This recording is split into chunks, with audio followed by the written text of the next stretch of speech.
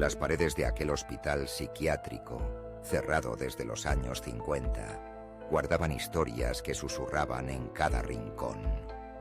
La fachada, desgastada y cubierta de hiedra, parecía un eco del pasado, un recordatorio de un tiempo en el que la locura era un concepto más temido que comprendido. Los ventanales, rotos y polvorientos, eran ojos vacíos que miraban hacia un mundo que había avanzado, mientras ellos permanecían atrapados en un laberinto de recuerdos y sombras. Cuando se cruzaba el umbral de aquella institución, el aire se tornaba denso, como si el tiempo hubiera decidido detenerse. Los pasillos, largos y oscuros, estaban adornados con fotografías amarillentas de pacientes y personal médico, rostros que parecían observar con una mezcla de tristeza y resignación. Cada imagen contaba una historia de desesperación, de sueños aplastados y de esperanzas desvanecidas. Había una belleza inquietante en la decadencia del lugar, en los ecos de risas y llantos que aún resonaban en su interior. Los antiguos cuartos de pacientes, ahora vacíos, estaban impregnados de una tristeza palpable. Las camas, cubiertas de polvo, eran testigos mudos de noches interminables de soledad y angustia.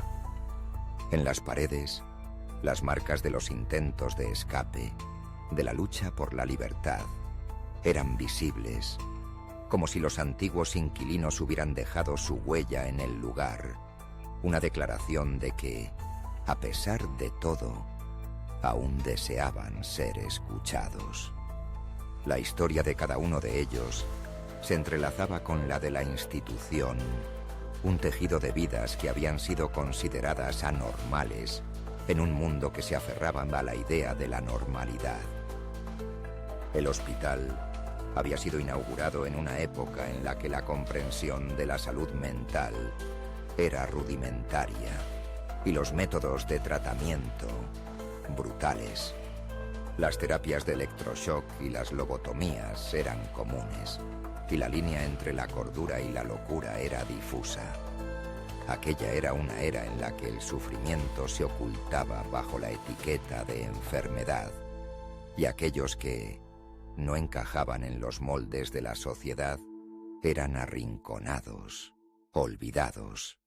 Los pasillos del hospital eran un refugio para aquellos que no tenían un lugar en el mundo exterior, un espacio donde el dolor se convertía en rutina y la desesperanza en compañía.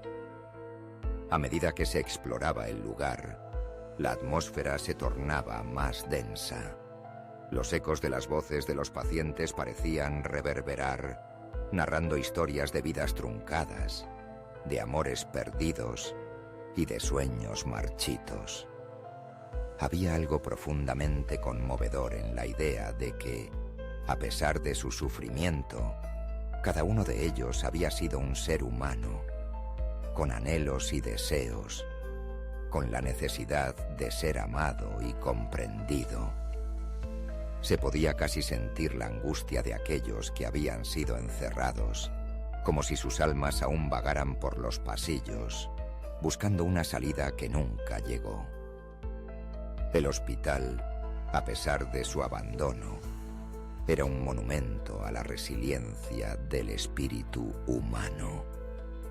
Cada habitación, cada pasillo, cada rincón hablaba de la lucha contra la adversidad, de la búsqueda de la libertad en un mundo que había decidido que la locura era un estigma.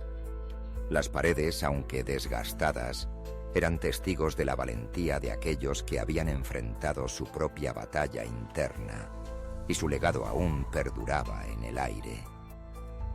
Al salir del hospital, una sensación de melancolía invadía el alma. Aquella construcción, aunque cerrada y olvidada, seguía siendo un símbolo de la lucha por la comprensión y la aceptación.